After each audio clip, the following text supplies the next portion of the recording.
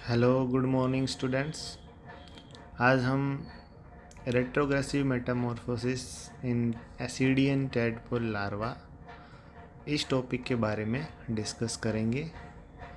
आपके जो सिलेबस है आरआर कॉलेज का, उसका जो फर्स्ट यूनिट है कोर डेटा पेपर्स की, उसका ये थर्ड पॉइंट है, ascidian tadpole larva and it's Metamorphosis.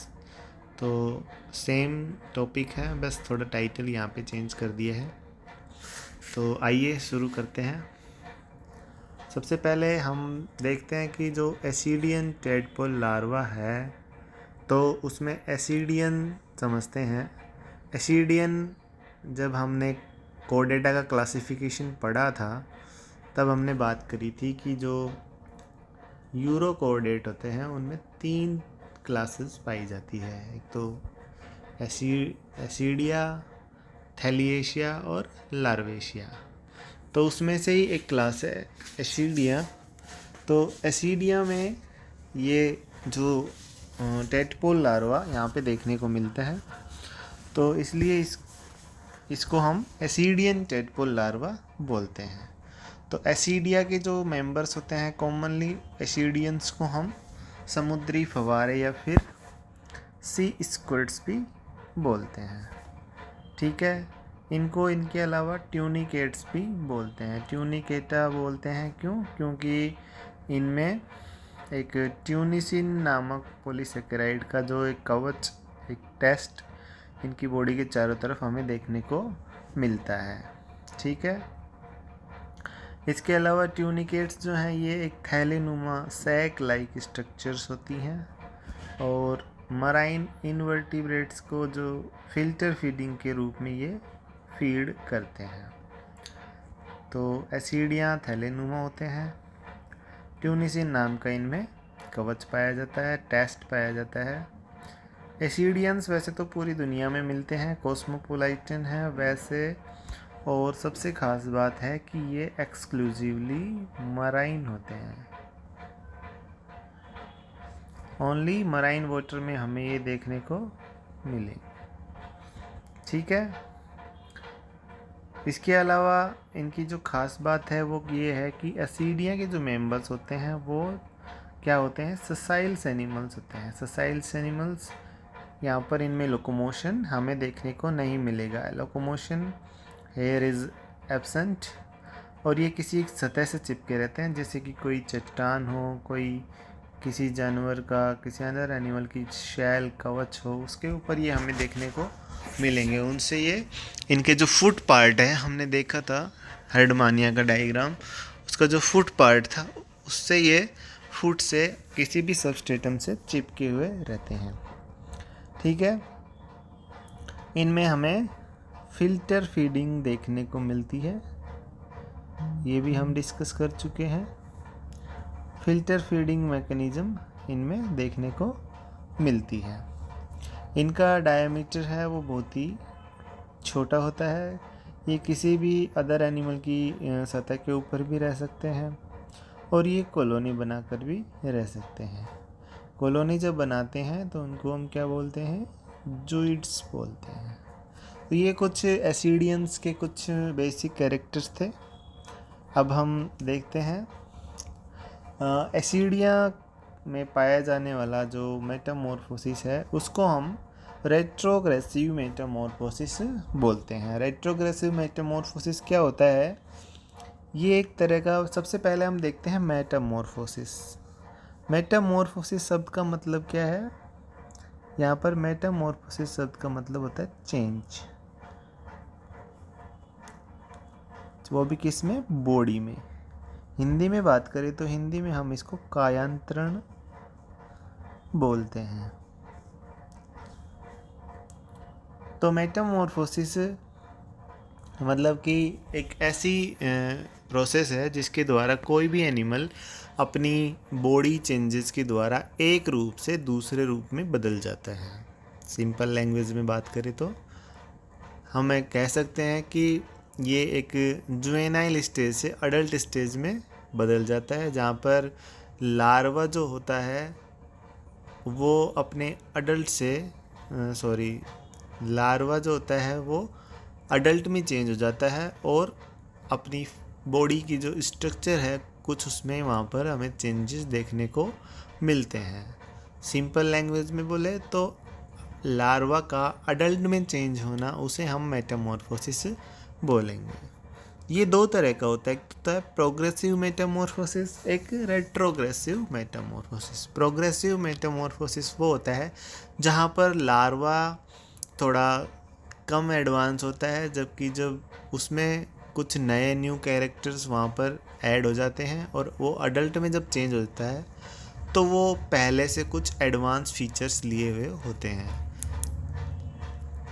जबकि रेट्रोग्रेसिव मेटामॉर्फोसिस की बात करें तो रेट्रोग्रेसिव मेटामॉर्फोसिस वो मेटामॉर्फोसिस है जहाँ पर अडल्ट की बजाय लार्वा में हमें एडवांस कैरेक्टर देखने को मिलेंगे। जब ये लार्वा अडल्ट में चेंज होता है तो इसमें कुछ फीचर्स जो एडवांस थे वो वहाँ पे डीजेनरेट हो जाएंगे, ख़त्म हो जाएंगे। तो जो अडल्ट होगा वो कुछ कम एडवांस टाइप का होता है, जबकि जो लार्वा होगा वो ज़्यादा एडवांस टाइप का होता है। तो आइए शुरू करते हैं। तो मेटामॉर्फोसिस मैंने बताया आपको, जब जुवेनाइल से अडल्ट में जो चेंज होते हैं उसको हम बोलते हैं क्या, मेटामॉर्फोसिस। रेट्रोग्रेसिव मेटामॉर्फोसिस में यहाँ पर हमें क्या मिलेगा, एक लार्वा जिसमें कि कुछ एडवांस कैरेक्टर्स हैं और वो एडवांस कैरेक्टर क्या हो जाते हैं, लॉस्ट हो जाते हैं ड्यूरिंग डेवलपमेंट, ड्यूरिंग मेटामॉर्फोसिस। और जो अडल्ट बनता है वो कैसा बनता है, कम एडवांस होता है। जब एसिडियन टेडपोल लार्वा की बात करें तो एसिडिया का जो टेडपोल लार्वा है वो लार्वा लोकोमोटरी लार्वा होता है, जबकि इनके जो अडल्ट होते हैं वो किस तरह के होते हैं, ससाइल होते हैं, मतलब स्थानबद्ध होते हैं, एक जगह रहते हैं। यहाँ पर इनमें लोकोमोशन देखने को नहीं मिलता है। ठीक है। यूरोकोडेट्स के जो अडल्ट होते हैं वो कुछ डीजेनरेटिव कैरेक्टर्स लिए होते हैं, जबकि जो फ्री स्विमिंग लार्वा होते हैं वो कुछ एडवांस होते हैं और उनके जो एडवांस कैरेक्टर्स होते हैं वो मेटामॉर्फोसिस के दौरान लॉस्ट हो जाते हैं। इसी को ही हम रेट्रोग्रेसिव मेटामॉर्फोसिस बोलते हैं। तो ये कह रहे हैं कि यहाँ पर ड्यूरिंग मेटामॉर्फोसिस ये अपने सारे कोऑर्डिनेट्स कैरेक्टर्स, जितने भी 3 जो फंडामेंटल कोऑर्डिनेट कैरेक्टर्स हैं वो यहाँ पर क्या कर देते हैं, लॉस्ट हो जाते हैं इस टेडपोल लार्वा में। और ये एक इन्वर्टिब्रेट में, इन्वर्टिब्रेट लाइक इनकी ये जो अडल्ट होता है ये इन्वर्टिब्रेट्स के जैसा होता है, ससाइल होता है, ना इनमें कोई नोटोकॉर्ड पाई जाती है, ना इनमें गिल स्लिट्स पाई जाती है और ना ही इनमें कोई नर्व कॉर्ड पाई जाती है। तो ये अपने सारे एडवांस कैरेक्टर जो हैं वो सारे लॉस्ट कर देते हैं। रेट्रोग्रेसिव मेटामॉर्फोसिस है, ये एसिडियंस जो हैं यूरोकोडेट्स या फिर ट्यूनिकेट्स बोलते हैं, इनका फंडामेंटल फीचर्स होता है। इसके अलावा यहाँ पर बताया गया है कि एक प्रोग्रेसिव और जो एक्टिव और अलर्ट लार्वा है वो एक ससाइल और सीडेंट्री अडल्ट में चेंज हो जाते हैं। एसिडियंस जो हैं ये एक्सक्लूसिवली मराइन होते हैं, सीडेंट्री होते हैं, बैग लाइक स्ट्रक्चर्स इनकी होती है। तो ये हम देख सकते हैं यहाँ पर। तो ये सारे चेंजेस मेटामॉर्फोसिस के दौरान हमें देखने को मिलते हैं। इनका जो लार्वा होता है वो टेडपोल, जो एम्फीबिया का जो टेडपोल लार्वा होता है उनकी जैसी इनकी शेप होती है और उनमें तीनों फंडामेंटल कैरेक्टर्स गिल क्लिफ्ट्स, नोटोकॉर्ड और डोर्सल ट्यूबुलर नर्व कॉर्ड हमें देखने को मिलती हैं। और ये सारे के सारे जो कोऑर्डिनेट्स कैरेक्टर्स हैं ये जब अडल्ट में चेंज होता है ये लार्वा, तो सारे जो कैरेक्टर हैं क्या हो जाएंगे भाई, लॉस्ट हो जाएंगे इसमें से। ठीक है। ये जो एसिडियन टेडपोल लार्वा है उसका डायग्राम है, देख सकते हैं हम। तो यहाँ पर देख सकते हैं ये इसका जो लार्वा है उनके फ्रंट पार्ट में हमें कुछ एडेसिव पैपिलाज यहाँ पर देखने को मिलते हैं, जिनका काम क्या होता है, अटैचमेंट का काम होता है। ये इनकी मदद से ये किसी भी सतह से चिपक सकते हैं। पीछे इनकी ये टेल पाई जाती है। ठीक है, इस टेल में ही नोटोकॉर्ड हमें देखने को मिलती है। इसी कारण इनको हम क्या बोलते हैं, यूरोकॉर्डेट्स बोलते हैं, क्योंकि इनमें नोटोकॉर्ड कहाँ पर है भाई, टेल पार्ट में होती है। जस्ट नोटोकॉर्ड के ऊपर nerve cord, tubular nerve cord हमें देखने को मिलती है। ठीक है, इसके अलावा इसमें यहाँ पर एंडोस्टाइल्स हैं। एंडोस्टाइल जो है ये हमारी थायराइड ग्लैंड के जैसे होते हैं और ये मेटामॉर्फोसिस में काफ़ी हेल्प करते हैं। तो मेटामॉर्फोसिस में जो हॉर्मोन्स की ज़रूरत होती है वो इस ग्लैंड से हमें प्राप्त होते हैं, एंडोस्टाइल से। इसके अलावा इनमें कुछ बैलेंसिंग ऑर्गन होते हैं जिसको क्या बोलते हैं हम, स्टेटोसिस्ट। ये इनके बैलेंसिंग ऑर्गन, बैलेंस का काम करते हैं। ओसिकल्स, सेरेब्रल वेसिकल्स, ये इनके ब्रेन बनाता है। और ओसिलस जो है ये इनकी एक सिंपल आई होती है, सिंगल आई होती है ये। ठीक है, आई होती है इसकी। इसके अलावा इसमें एट्रियल साइफन और ब्रेंकियल साइफन जो हम देखते हैं अडल्ट में, जो लार्वा में क्या होते हैं, ब्लॉक्ड होते हैं। ये इसकी ब्रेंकियल सैक फेरिंग्स जो कि बाद में जब अडल्ट में चेंज होती है तो इसके बॉडी प्रॉपर का एक लार्ज स्पेस को ये कवर कर लेते हैं। यहाँ पर हार्ट नीचे की साइड में यहाँ पर प्रेजेंट होता है। इंटेस्टाइन, स्टोमक, ये सारे एलिमेंट्री कैनाल का पार्ट बनाते हैं। तो ये टेडपोल लार्वा की स्ट्रक्चर यहाँ पर देखने को मिलती है, जहाँ पर हमें 3 फंडामेंटल कोऑर्डिनेट कैरेक्टर्स भी यहाँ पर प्रेजेंट होते हैं। ठीक है, तो इसमें जो टेल पाई जाती है उनमें मसल बैंड होते हैं जो कि इनके स्विमिंग में हेल्प करते हैं। इसके अलावा इनमें डोर्सल ट्यूबुलर नर्व कॉर्ड जो होती है वो हमने देख ही लिया। फोटो रिसेप्टर्स, ओसिलस, सिंगल आई होती है, स्टेटोसिस्ट होते हैं, बैलेंसिंग ऑर्गन, और यहाँ पर अडेसिव पैपिलाज होते हैं जो कि इनको अटैच करते हैं किसी सबस्ट्रेटम से। यहाँ पर इनमें 2 पेयर ही गिल स्लिट्स इनकी फेरिंग्स में लार्वा में देखने को मिलते हैं। एंडोस्टाइल है यहाँ पर जो कि थायराइड ग्लैंड की जैसे काम कर रहे हैं और हेल्प इन मेटामॉर्फोसिस। हार्ट यहाँ पे वेंट्रल साइड में होता है और यहाँ पर टेडपोल लार्वा में ये क्या होता है, नॉन फंक्शनल होता है, नॉन वर्किंग होता है भाई, और अडल्ट में जाके ये वर्किंग हो जाता है।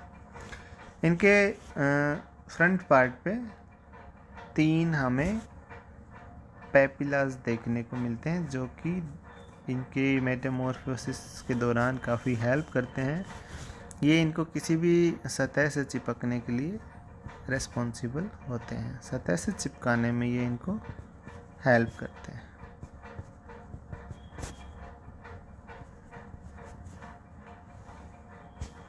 ठीक है, अब हम देखते हैं कि जो मेटामॉर्फोसिस के दौरान इस टेडपोल लार्वा में क्या क्या चेंजेस देखने को मिलते हैं। तो सबसे पहले लार्वा जो है, इनके जो अडेसिव पैपिलाज है, चिन वॉर्ड्स बोलते हैं इनको, चिन वॉर्ड्स भी बोलते हैं। इन चिन वॉर्ड्स की सहायता से किसी भी सतह पे ऊपर जाकर ये उल्टे होके और चिपक जाते हैं, देखने को मिल सकते हैं इस डायग्राम में। फिर यहाँ पर इनके अडेसिव पैपिला और माउथ के बीच में एक रैपिड ग्रोथ यहाँ पर हमें देखने को मिलेगी, जबकि जो पीछे का जो पार्ट है उसमें कोई ज़्यादा खास ग्रोथ देखने को नहीं मिलती है। तो एक साइड में ग्रोथ होती है, एक साइड में नहीं होती है। तो जैसे इस कारण बॉडी जो है ये रोटेट करना स्टार्ट कर देती है और एक ऐसी पोजीशन में आ जाती है जहाँ पर माउथ जो है वो नीचे से और ऊपर की साइड में चला जाता है। तो ये धीरे धीरे माउथ जो है हम देख सकते हैं नीचे था, अब ये धीरे धीरे ऊपर की ओर जाता जा रहा है। ठीक है,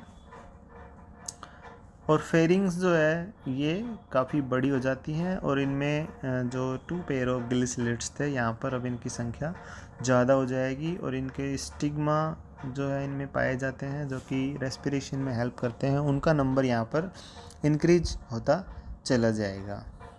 इंटेस्टाइन यहाँ पर फंक्शनल हो जाती हैं, जो कि लार्वा में क्या थी, नॉन फंक्शनल। इनका जो लार्वा था वो ओमनीवोरस टाइप का था, जबकि ये इनका जो अडल्ट होता है वो भी ओमनीवोरस होते हैं, लेकिन ये कुछ काफ़ी फूड सेलेक्टिव हो जाते हैं। इनकी जो इंटेस्टाइन है यहाँ पर फंक्शनल हो जाती है। एट्रियम जो कि ब्रेंकियल ओपन सब जो ब्लॉक थे वो यहाँ पर अब क्या हो जाएंगे, ओपन हो जाएंगे। ठीक है। टेल और नोटोकोड यहाँ पर धीरे धीरे डीजेनरेट हो जाएगी। होलो नोटोकोड जो है वो रिड्यूस होकर एक solid nerve ganglion dorsal side में एक सिंपल नर्व सिस्टम यहाँ पर बना लेंगे, जो कि हमने पिछले वीडियो में देखा था कि एक सिंपल सा नर्वस सिस्टम था इस तरह का। सेंस ऑर्गन यहाँ पर ओसिला जो है सिंगल आई है और बैलेंसिंग ऑर्गन है वो क्या हो जाएंगे, लॉस्ट हो जाएंगे। जब मेटामॉर्फोसिस ख़त्म हो जाता है तो वो एक simple bag like sedentary animal में यहाँ पर चेंज हो जाते हैं, जो कि किसी सतह से चिपका हुआ रहता है बस, और सिंपल फिल्टर फीडिंग के द्वारा अपना भोजन ग्रहण करते हैं।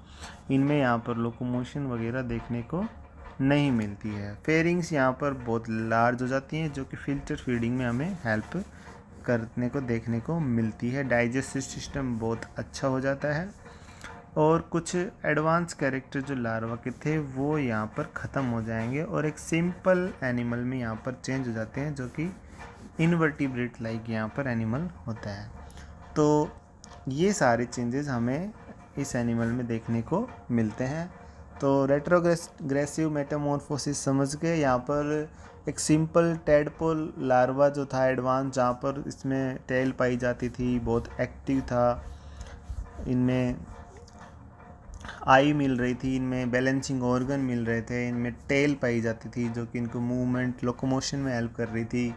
इन सारे एडवांस कैरेक्टर को छोड़ के और ये सिंपल एक ऐसे एनिमल में चेंज हो जाते हैं जो सिर्फ एक किसी सतह से चिपक के अपना सारा जीवन व्यतीत करते हैं। तो एडवांस कैरेक्टर छोड़कर सिंपल कैरेक्टर ग्रहण कर लेते हैं, इसी को ही रेट्रोग्रेसिव मेटामॉर्फोसिस बोलते हैं। ठीक है, थैंक यू।